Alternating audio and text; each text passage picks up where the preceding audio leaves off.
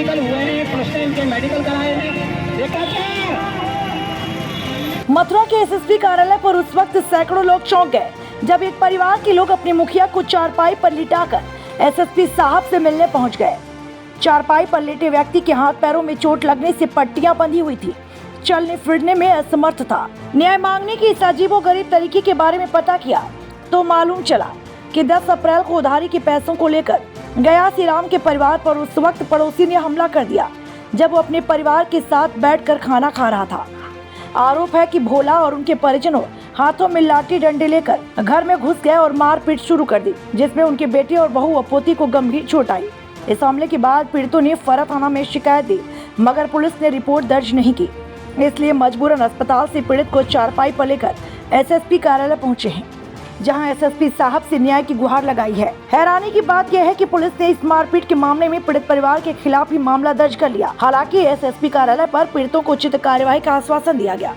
मथुरा में कानून व्यवस्था बिल्कुल ध्वस्त हो चुकी है। दबंगों के हौसले इतने बुलंद हो चुके हैं कि अब वो अपनी दबंगई करने से बिल्कुल नहीं कतराते हैं।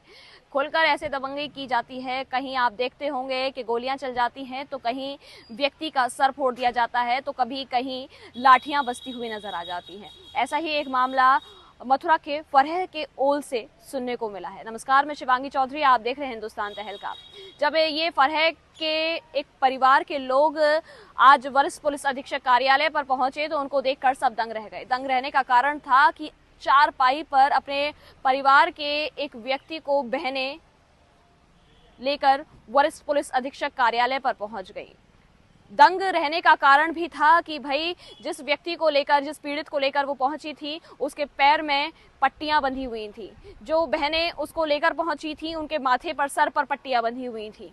कारण था कि दबंगों के द्वारा दबंगई की गई थी और उल्टा उन्हीं के ऊपर एफआईआर दर्ज कर दी गई थी। इसी समस्या को लेकर वो जब वरिष्ठ पुलिस अधीक्षक कार्यालय पहुंची तो वहां पर उन्हें कप्तान साहब नहीं मिले। लेकिन सबसे बड़ी बात इसमें ये आ जाती है कि आखिर ये मथुरा में चल क्या रहा है, दबंगों के हौसले इतने बुलंद क्यों हो रहे हैं। और सबसे बड़ी बात जब ये आ जाती है कि स्थानीय थानों में जब उनकी सुनवाई नहीं होती है तो वो लोग पहुंचते हैं सीधे वरिष्ठ पुलिस अधीक्षक कार्यालय पर।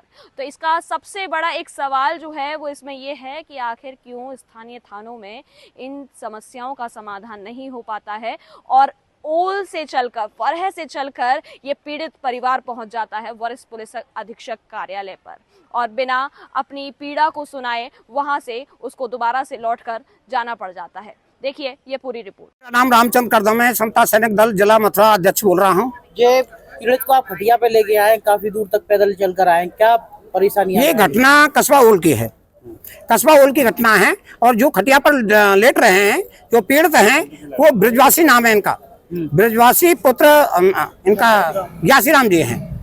इनका एक्सीडेंट हो गया था करीब 30 मार्च 2025 को एक्सीडेंट हो गया था। घायल थे, ये पड़े थे खटिया पर। उसके बाद में इनका जो भाई हैं गौतम सिंह, वो बीएसएफ में जवाने कार्यरत हैं, वो इनको भाई को देखने के लिए घर पर आए थे। तो उसी समय तो इनका कुछ पैसे का लेन देन था। भगवती पुत्र, क्या नाम है उनका, भगवती और हरिमोहन, उनके पास में पैसे का लेन देन था। उन्होंने कहा था कि भाई हमारे पैसा है आपके पास, उसको दे दो। तो पैसे के ऊपर वाद विवाद हुआ। फिर वो लोग घर पर आकर के इनको काफी मारा पीटा है, और ये 7 लोग छुट्टियाल हुए हैं। उसमें एम्बुलेंस भी आई थी, 112 नंबर पर इन्होंने कॉल भी किया था। और इनका जो है पुलिस प्रशासन ने मेडिकल 4 लोगों के करा दिए हैं। मेडिकल इनके पास हैं और काफी ये उच्च अधिकारियों के पास में घूम रहे हैं, प्रार्थना पत्र दे रहे हैं। लेकिन जो विपक्षीगण हैं जिन्होंने मारपीट की है और उनका मुकदमा लग गया है इनके प्रति। लेकिन जो घूम रहे हैं मेडिकल को लेकर के, काफी उच्च अधिकारी को बात की है, लेकिन इनका मुकदमा दर्ज नहीं किया गया है। और जो बीएसएफ का जवान है गौतम, वो जयपुर में एमएस हॉस्पिटल में जिंदगी और मौत से जूझ रहा है। काफी चोटें आई हैं। लेकिन एसएसपी साहब हैं जो फरह से हैं, श्रीमान संजय पांडे जी हैं, उनका न तो एफआईआर में कोई साइन है न मोहर लगी हुई है। इससे प्रतीत होता है कि चौकी इंचार्ज महोदय जी ने और विपक्ष से मिल करके और ये मुकदमा दर्ज कराया है। कितने लोग घायल हैं? घायल 7 लोग पीड़ित हैं, उसमें से 4 लोगों के मेडिकल हुए हैं। कितने लोगों ने मारपीट की? मारपीट कई लोगों ने किए हैं, बता रहे हैं ये लोग। मुकदमा दर्ज हुआ? मुकदमा दर्ज उनका हो गया इनके खिलाफ।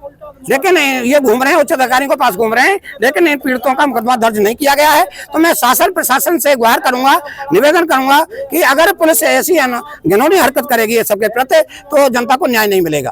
तो मैं न्याय की गुहार करता हूँ जो पीड़ित हैं। ब्रजवासी जी, आप यहाँ पर क्या घटना आपके संग हुई है और किस कारण से आप यहाँ? जी मेरे पैसे थे कोमल पर 50,000 रुपए, वो ब्याज पे लेके गया था। उसकी बीवी बीमार थी तो मैंने उसको 50,000 रुपए दे दिए।